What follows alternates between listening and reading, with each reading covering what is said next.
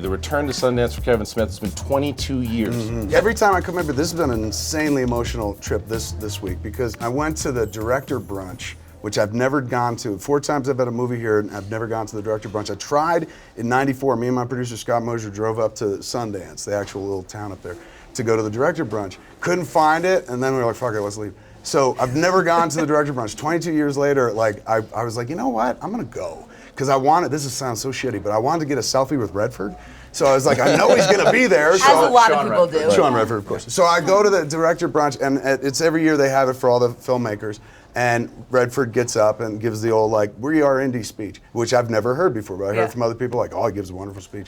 So I went, I showed up I saw a lot of people that I've known over the years from the festival, like Cooper and Trevor Groff, people that put the flick in the fest. And then Redford gets up to speak. So I'm leaning in the back of the room against the wall, like total Silent Bob style, just watching and stuff. And you know, everybody's all enthusiastic because he's the guru and stuff. And he proceeds to drop a speech, man, which I'm sure he's done a zillion times in his life. But he starts talking about it. He's like, when I was a kid, I loved these weird movies, but there's no home for them and stuff. And I always said if I could get a little success, I would do something about that. I would want to shine a light on him. He's like, and then in 1980, we started thinking about how to take the US Film Festival, turn it into Sundance and stuff. And then the rest became history. And he's like, and he said this thing, I started bawling. I was crying in the back of the room. And I saw like Lena Dunham was sitting in the front and she was like, why is he crying? Like I was bawling because the dude talked about a sense of community. He's like, there was this time where we all felt like we needed to build a community for these people who made these movies.